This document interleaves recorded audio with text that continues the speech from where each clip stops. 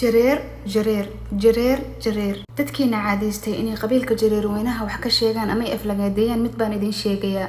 dadka ka dhashay qabiilka jareerweyne ee maalin kastoo la aflagaadeynayana mid ayaan idin sheegayaa. qof weyn intuu kumanaan qof soo hor istaagay qabiil amaba dad ilaahay abuurtay oo khalqigiisa kamid ah wax ka sheegaya, asaga ayaaba laangaab ah qofkaasi. laandheeraha lagu sheegaya ma ahan qabiil, ma ahan qadarin aad adigu meel kore joogtid, laakiinse laandheeraha lagu sheegaya waa qof ilaahay subxaanahu wa tacaala ka cabsaday oo bini'aadankana xushmeeyay oo ixtiraamay. markaad ilaahay khalqigiisa wax ka sheegtid adigu maxaa tahay? ilaahay khalqigiisa ma tihid miya? shalay markuu ilaahay adigu ku abuuraya miyuu ilaahay ku weydiiyay adoonka ilaahay adoonkaygiiyo sidaan ku abuuraa, miyaan ku qorxiyaa, miyuu ilaahay ku yiri maya? ilaahay subxaanahu wa tacaala asiga ayaa kuu doortay suuradda uu ku saaray, qabiilkaad ka dhalatay asiga ayaa kuu doortay, jinsiyadda aad ka dhalatay ilaahay subxaanahu wa tacaala asiga ayaa kuu yeelay. wax aad adigu dooratay oo ikhtiyaarkaada lagugu siiyay maba jiraan. maxaad bini'aadan iyo ilaahay khalqigiisa aad wax ka sheegtaa? run ahaantii qabiilka jareerweynaha waa dad ilaahay subxaanahu wa tacaala u ciseeyay, wax walba oo xumaanana ilaahay kaana sahay.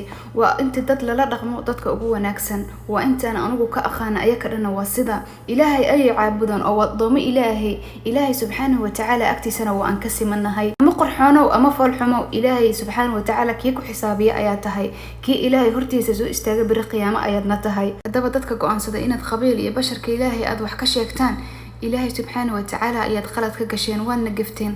maxaa yeelay qalqigiisa ayaad aflagaadayseen. Allah subxaanahu wa tacaala wuxuu xadiisul qudsi ku yiri adoomadayda waxay caynayaan maalinta iyo habeenka, iyo aniguna waxaan ahay midka habeenka iyo maalinta iyo badbedela. haddaba ilaahay ka cabso oo qabiilka iyo waxaad aflagaadaynaysid jooji. haddaba walaalahayga qabiilka jareerweyne ka dhashay, waxaad tihiin walaalo aad iyo aad inoogu qaaliya, waxaad tihiin walaalo aan aad iyo aad u jecelnahay.